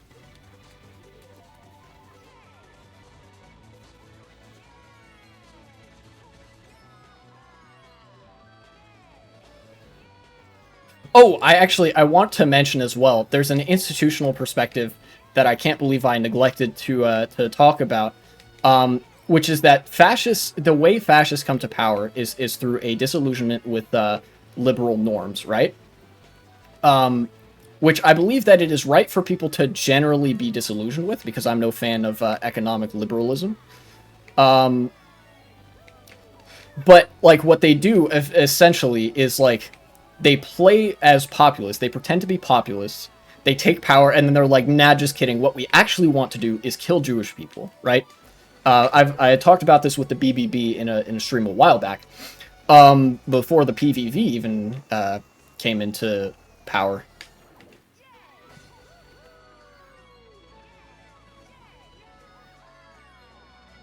God damn it! I can't do that part very well.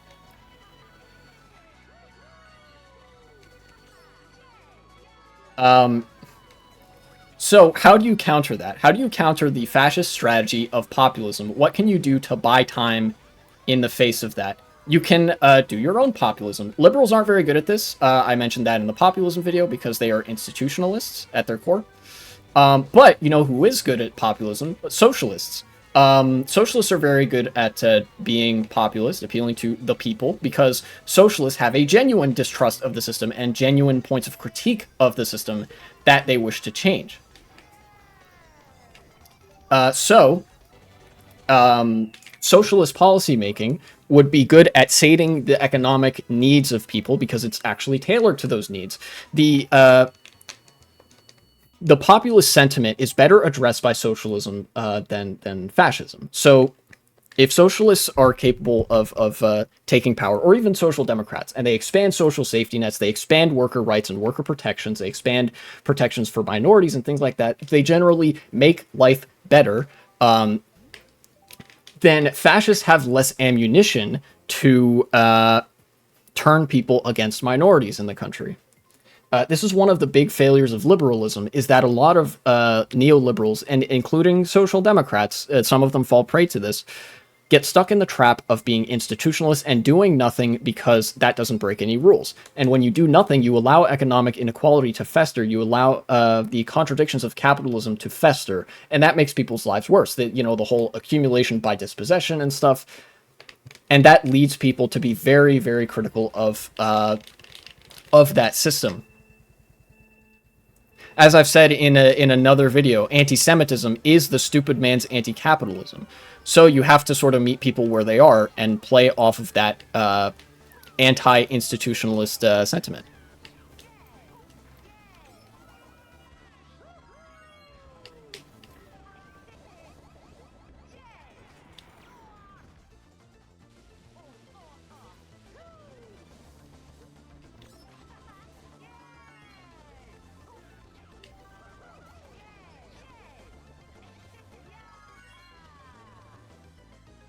Oh wow, I did that really well.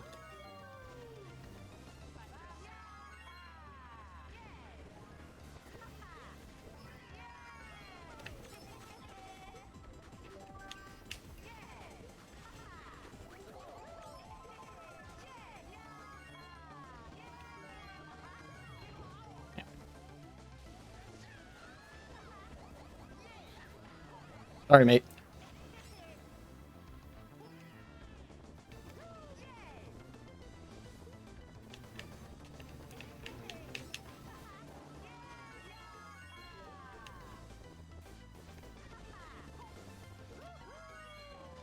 No.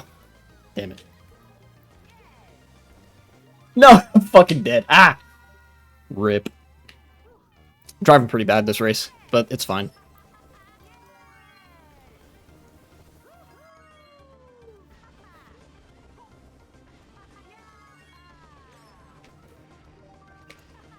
I'm gonna start using this here.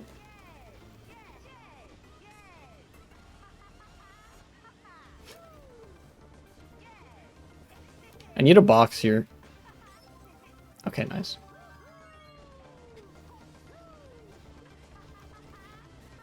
No, what the f-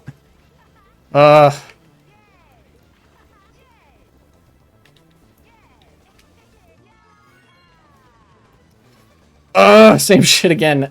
A desktop dash needs to be removed from the pack. This track is so harsh on the eyes. It's not good.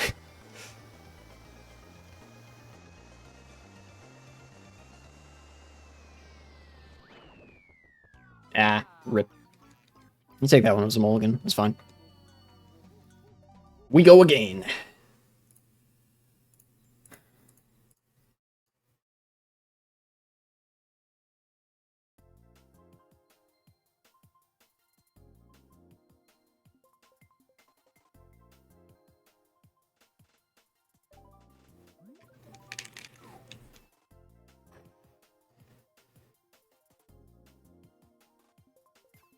Let me take a look actually at the second news bit. It's right there.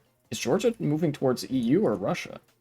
Protests have been taking place in Georgia against a law that... Oh, I might actually have something to say about this. Might not be ideal, but I do have things to say about it. Protests have been taking place in Georgia against a law that, according to demonstrators, will make Georgia focus more on Russia and less on the EU. Russia uses a similar foreign agent law to muzzle critical journalists and human rights organizations. The bill was also discussed last year, but was then withdrawn by the ruling party Georgian Dream after fierce protests. Well, that's good, at least. Protester W.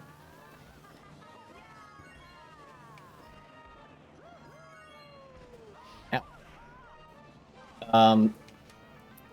The law was recently introduced again. A majority of parliament is in favor, unfortunate.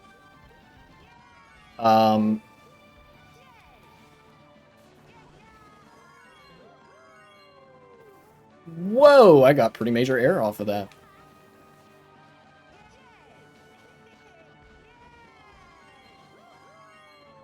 Alright, give me an item.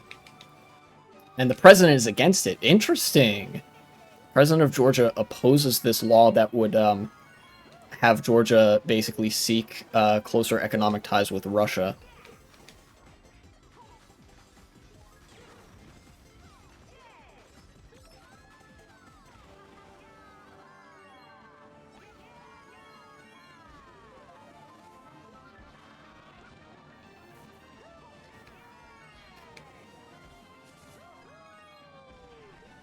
Well, what?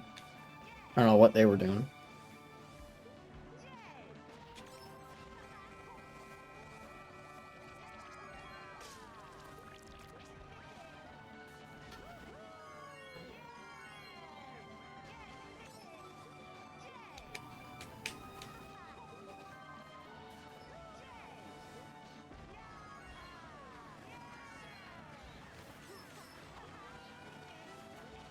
Get rid of those bananas. Whoa, dude! Okay.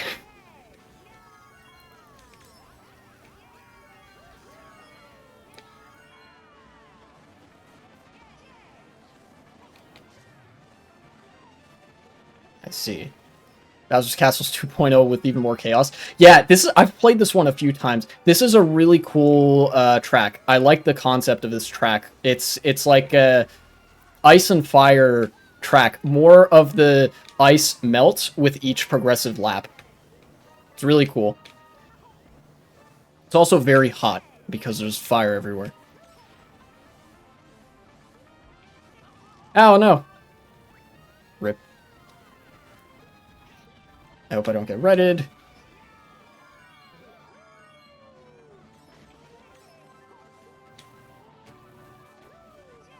Whoa, what is going on there?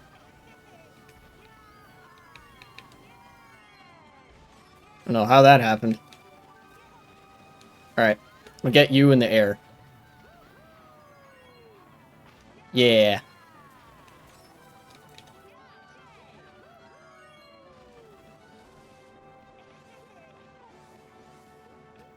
No, I'm fucking dead. Ah. Okay. So they said the Georgian president was against this, but the legislature was for it.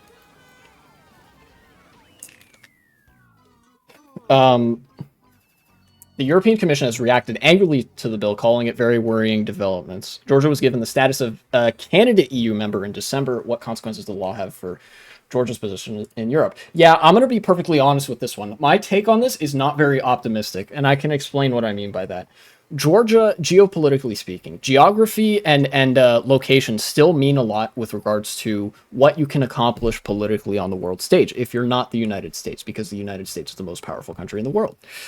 Georgia is right between Russia and Turkey, and is right next to Armenia, Azerbaijan. Basically, Georgia is in a very not ideal position to be considering aligning with the West because Russia is breathing down their neck. Russia already invaded once in 2008 to try to align them more with Russian interests, and it really seems like Georgia is stuck between a rock and a hard place where, like, anything they do, Russia is not going to be super happy with, you know. So that kind of sucks. There's not much optimism that I can have for Georgia, because if they try to align more with the West, Russia is probably going to come breathing down their neck some more, you know, which is not great.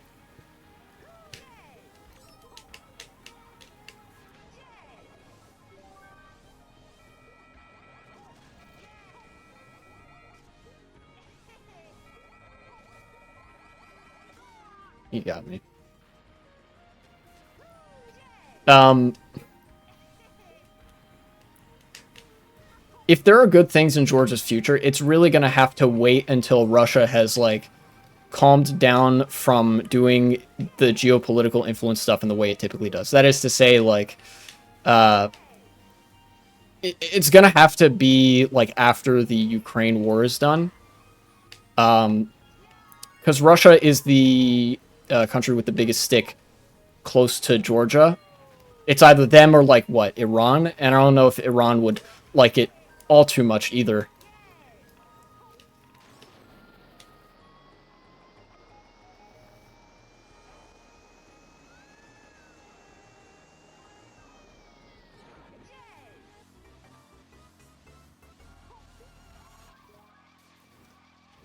You know, it seems like the protesters know what they want economically for Georgia, which is good, I think. But there's not that much chance that they would really get it. It's a hard thing to achieve.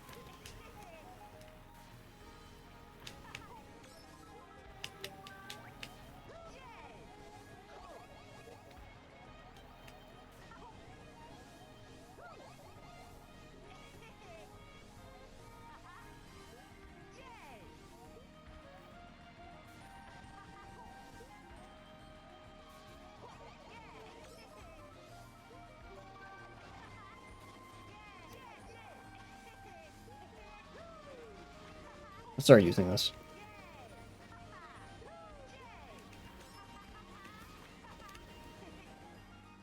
Oh no.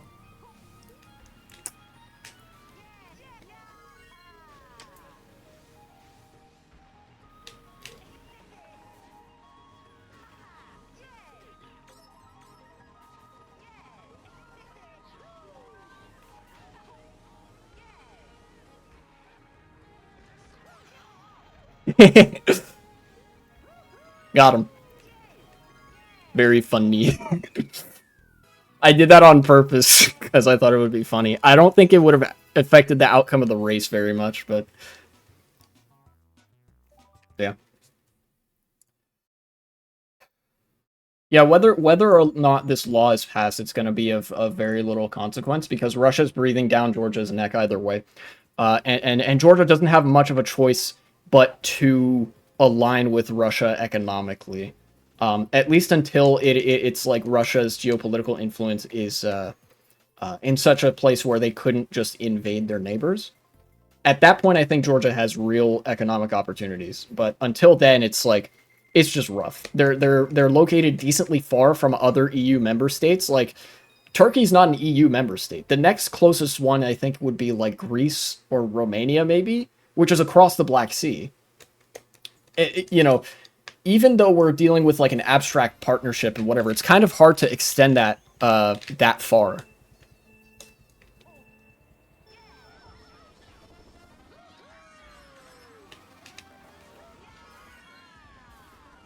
And, you know, I don't really want Georgia. I think it would be bad if Georgia got invaded again.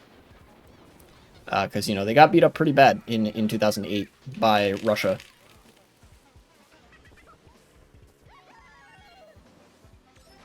Whoa, okay.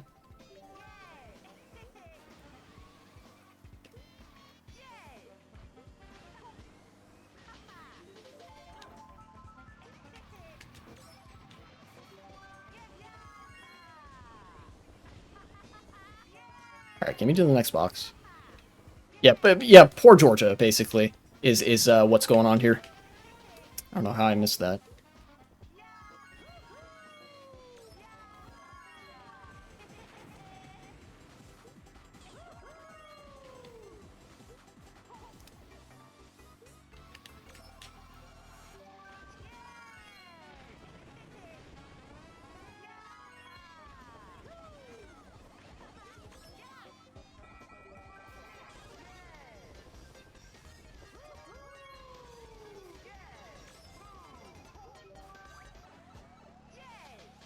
Three green shells. I don't think that's going to do that much for me, but whatever.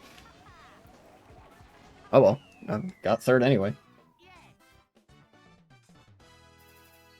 I mean, I'm all for the EU expanding and stuff, because it's like it seems like the EU, despite its flaws, is very beneficial for member states, um, and it certainly has the potential to be improved. But like, Georgia is like yeah, I don't know. Georgia's just not in a good situation, and I don't think it's very likely that they would be able to integrate with the EU while Russia is still the power that it is, and while Russia is still so willing to use military force. You know, there's a very direct threat of violence there, whereas um, in some other ways, like countries aligning against the U.S., there's not so much a direct threat of violence as there is like an abstract one, and even then, there's some question marks as to whether the U.S. would really do that, or whether they would really go for that. Like, we've actually seen examples of this in Central and South America, where the United States has like been more willing to not just straight up do military coups and like military interventions in recent years. I think the last coup that we attempted was 2019, and that failed. And ever since then, we haven't attempted a coup in Latin America. We've taken a more economic approach to relationships there.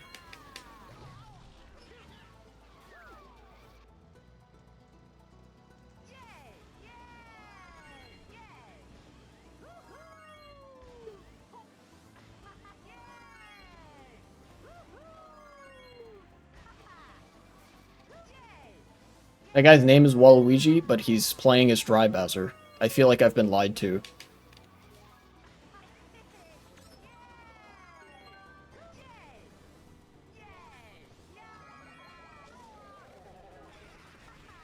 Yeah, joke's on you.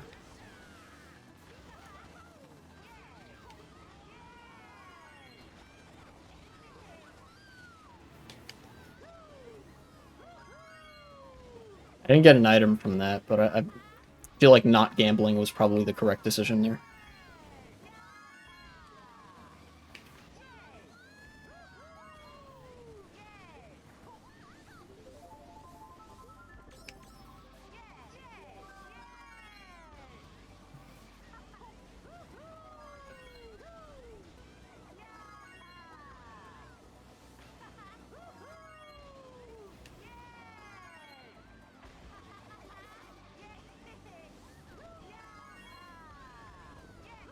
Not gonna take that, I think.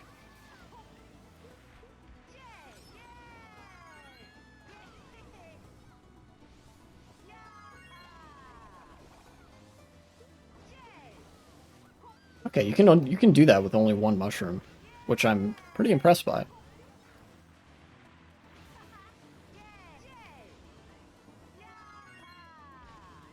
All right. So far, so good, actually. Driving pretty well. That red shell's not too much of a concern. Sloppy ending there, but I did that okay, all things considered. We're the rich man's world. Yeah, basically. And that bears like positive and negative connotations with it, like the EU being that. Because on the one hand, it means like the EU is doing a lot of exploitation of the third world and stuff. But that's something that can like gradually be amended through like allowing third world countries to nationalize more or allowing more even-handed partnerships and stuff like that. And by including more members, like the hope is that eventually economic partnerships will be so robust and widespread that there are like so many people in the rich man's club that there's like no more poor man's club, which is a little bit like capitalist rising tide lifts all boats. But that like the approach of having economic blocks such as the EU everywhere is a stabilizing force, if nothing else, and that's preferable to a world where countries are more economically atomized, because then that means that like conflict is way less likely to break out. This is kind of the thing I mentioned where the more you can economically tie countries together, the less likely military conflicts are, and the more likely it is that, the more likely it is that development continues at a steady pace, such that social movements can pop up and progressivism can advance by popular sentiment and all that. Basically, when war doesn't happen, that makes the world better a lot quicker. Even if like the instability can be sort of useful to some right-minded, like progressive political movements. So basically, Georgia being in the EU would be good because it would mean that there's a lessened threat of internal conflict, there's more economic stability, and that would enable people to push for more progressive and left-leaning policies, which would help the working class. It's the same thing as when I mentioned internally within a country, you beat back the fascists at the ballot box so that you can buy time to then do activism for social reform and economic reform to address the very real economic anxiety that fascists prey off of.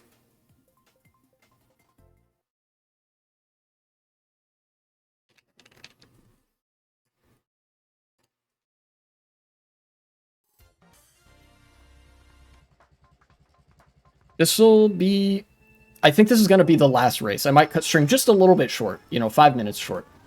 I think it's been a good one, actually.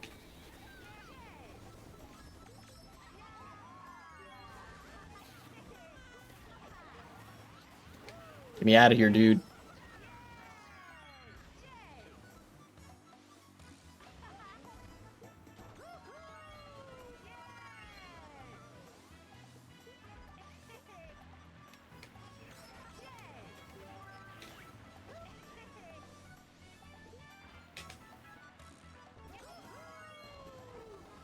It's a very wacky mini turbo setup, but I managed to get it, so.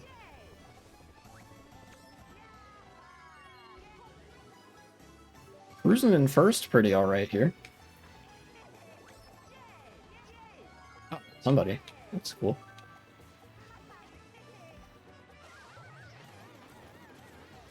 Yay, item.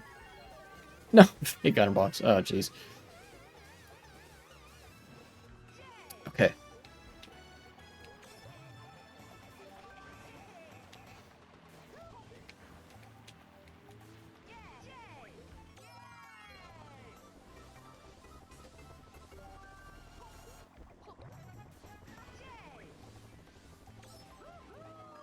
Force them to take that wide.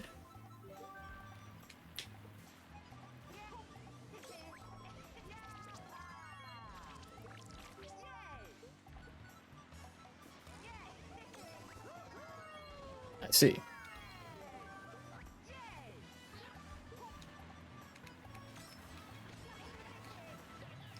Oh.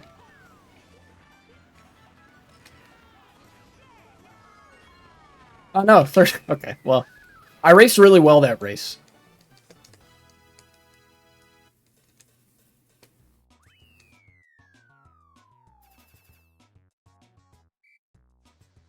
Eight, 8, 9, 9. Pretty good. All right. Ugh.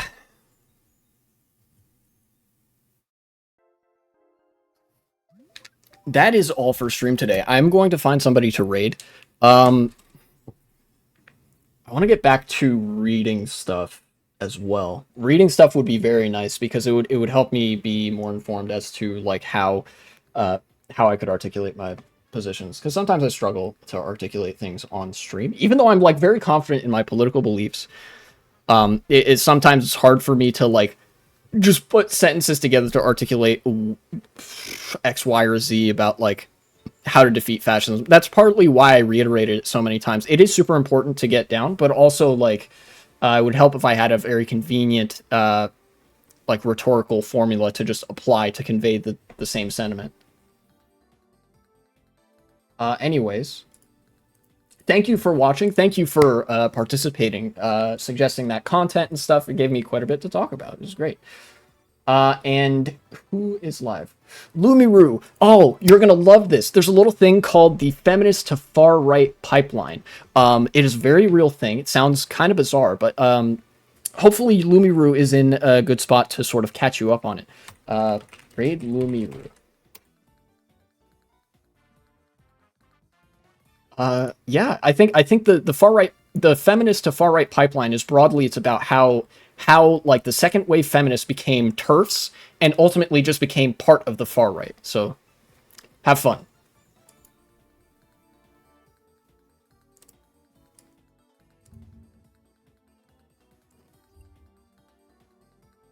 This I built that.